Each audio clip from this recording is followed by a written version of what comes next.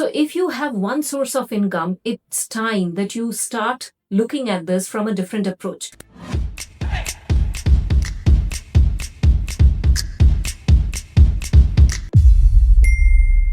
Do you still think that you are running a business and you are in a job and that is enough for you in today's time? I'm sure you have heard so many people getting laid off if they're in a job or, having one source of income. And also people who have one source of income through their business, they are also finding it challenging because a lot of things are changing in the market. So if you have one source of income, it's time that you start looking at this from a different approach. So in this video today, I'm going to share certain practical details because I have seen in my clients and from other people that what people are lacking is the basic understanding that in today's time, you have to gain different kinds of skill sets, and you have to not just gain, you have to be really good in one or a couple of at least them, so that you can gain or have a good cash flow, if we are talking only about cash flow. And of course there are other aspects as well, like enhancing your own growth, understanding how the industry works, and building wealth. So when I say building wealth, it is not just in terms of finances, because your wealth can include anything and everything. Your relationships that you build personally and professionally, the time that you spent, your health, that's your biggest wealth, right?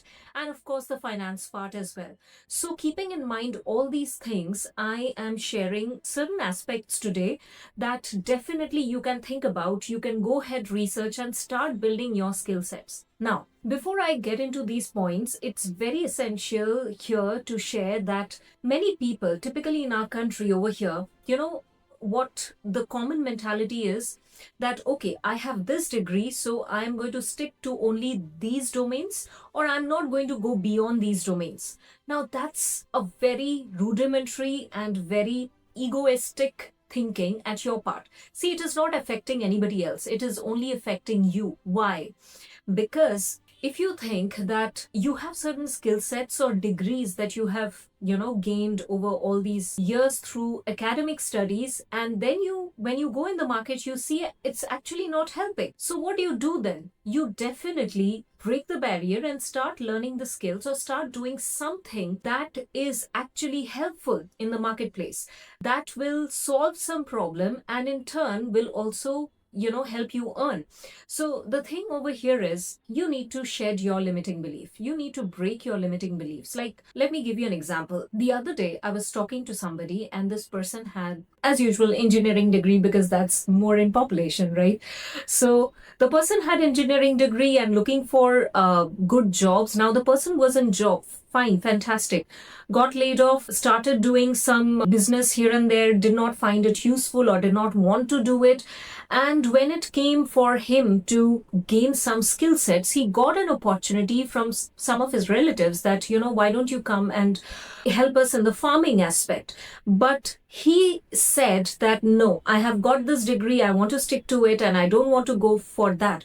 He did not come from an aspect that, okay, I have some other passion, I want to do it, and that's why I don't want to go to farming. But he came from the aspect that, no, farming is not for me. So I don't want to get into it because I have this degree, I want in these kind of domains. So it depends on from where you are coming. What is the thought process behind it? What is the intention behind it for you to make that decision? At the same time, if you look at it, just taking an example, farming, right? And if you look at it in India, we are sitting on a pile of opportunities. It's like billions of people, so many opportunities. So you can't say that there is no job or there is no work out there which will give me money. No, in fact, there is so much of work and so much of opportunities. It is your limiting belief that is not letting you see the reality over there.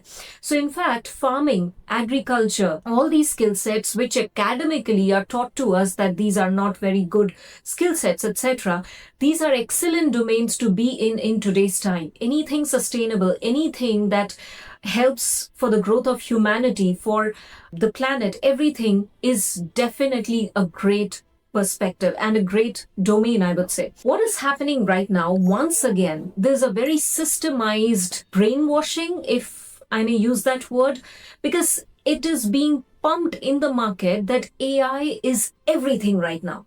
It is, but not to every aspect that you can think of. AI can only do so much, nothing beyond that. The human intelligence is way bigger than the AI. Anything data related, anything system related, fine, AI can do, but just look around you. There are so many problems that you can solve. Okay. So think about something that you just see around you, and you can actually go ahead and start solving that. And you see, you just come up with something amazing. Like recently, I read the story. I'm not sure if you have heard about it, that in Andaman and Nicobar Islands, there is this problem of internet connectivity and also the courier services, right? So if something has to be delivered, it takes lot many days and no proper courier facilities. So this lady, Sabiha Mullah, who started, partnering with Amazon, and she saw a problem in that entire region. And instead of waiting, she just started off, she reached out to Amazon, and with the help of the local authority and everything, she actually set up a delivery system over there. So she solved not just the problem of the entire region, but now she's actually earning amazing, and she's actually created so many employment for others, and of course she's an entrepreneur. So like this, when you see there is a problem, instead of waiting, if you can go and solve it, that's amazing. Now coming to the points that I was talking about, which is the skill sets which you can actually start learning about. So if, let's say, some of this you already know because this is too much overhyped, and yeah, a lot of people are learning as well. Starting with this are your online and digital aspects. Like it can be anything from infographics designing, graphics designing, video editing, content creation, anything that is with respect to the digital medium. You can definitely learn this. I'm sure you already know it. Now coming to the next aspect is also things related to creativity. Like let's say copywriting, photography, videography, which actually requires another level of perception and creativity. It's a different level of skill set. You can also learn that.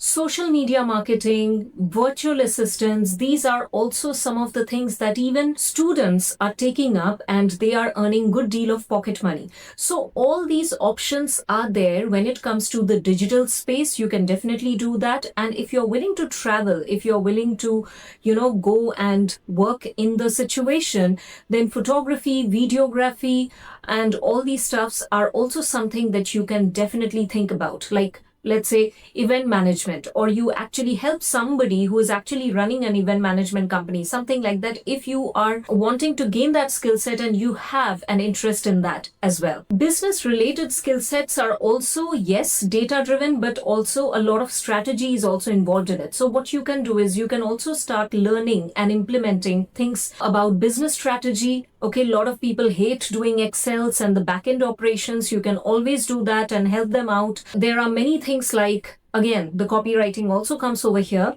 business analytics. And when it comes to business, another most important thing comes the marketing aspect. So in marketing, another important aspect is the branding strategy. That is something you really need a good observation, good understanding of the market and how customer reacts or responds. So a good aspect of psychology will also be helpful. You don't need any degrees for this, to be very honest, but if you know how to get things done, how to grab attention, then you can do it. You just need to know how the function works, how the systems work, and then you will be able to do it. So all these things that I'm telling you, these things does not require any degree as such. These are the skill sets. You can just go ahead, learn it. If you're in a job, you can learn it in the weekends, in the free hours, etc. And trust me, once you become expert in one or two of the specific skills, you can definitely start seeing the opportunities around and you can start working towards it. Now, apart from these things, there are many other things that you can also do, like teaching. When I say teaching, if you have any particular expertise or skill set, you will always find people to learn about it. Now, your target audience could vary from kids to adults and senior citizens. It depends on what you want to teach or what you want to impart. Maybe coaching, maybe training, maybe, personal mentoring. Anything can be done. And under this, you also have different types of skill sets that you can learn and also implement, which you see a lot of people are doing on YouTube nowadays. That is, let's say, grooming, okay, soft skills, image consulting. So all these things are something you can provide the service directly, or you can also teach this to somebody else. All these things are so essential, because if you just depend on learning AI and looking only things with respect to AI, trust me, it will be very difficult for you to find that what is the thing that you really want to do. So there are vast range of opportunities. It's like a buffet. So you just go see which one you resonate with, which one you would like to do, and which is the one which is solving a bigger problem or more number of problems. So why? Because there the chance of your success is much higher. When it comes to the teaching part, there is another aspect that you also need to keep in mind. There is something called as storytelling, negotiation skills. All these things are very crucial when it comes for a business to run. So what you can do is you can actually gain the expertise into these aspects, because many people are good in what they do, but they lack the ability to tell it in a story form, because stories connect. There is no substitute for storytelling. Okay, you may not remember the content, but you can remember the stories. Nobody forgets stories. Okay, so storytelling is one of the very crucial aspect in branding, in marketing, establishing your business, building a relationship with the clients, everything. So if you can gain expertise into these things, that is going to be amazing. And negotiation is, honestly speaking, it's like a natural talent. We all have it since our childhood, but we don't see it in a professional manner, because even your kids negotiate with you, right? So negotiation is a skill that you can definitely, become expert in that, and you can actually leverage it to help people who actually need it. Things like financial coaching or financial literacy, which is so important nowadays, that because these are certain things which are never taught in our academic schools and colleges, typically, if you are not in that domain. So if you are very good into managing money, finances, that is something you can also help others with. There are things like, there are also aspects of legal compliance, etc., which majority of us do not have any information about, right? There are books and things, but who has the time to read all these things? So if you can gather the data from there, and if you can summarize it in the simplest language possible, you can actually help people in terms of certain aspects, in terms of understanding the legal aspects. Of course, you need to be qualified for that, so that you can interpret the laws very clearly and you impart the correct information. So there are so many things out there that you can gather the skill, and actually you can figure out which problem is there in the market and you can cover that gap. So it is a win-win situation for everyone. And see, there are, out of all these options, there would be at least one or two which you really are good at, or you resonate with, or have interest towards, which you can learn and become an expert in. There are also a lot of offline stuffs, like if you love gardening, you can actually help people set up their gardens, maybe in the form of balconies in the apartment, or if they have a land, you can do it, landscaping. For that, all these things, you don't need a degree.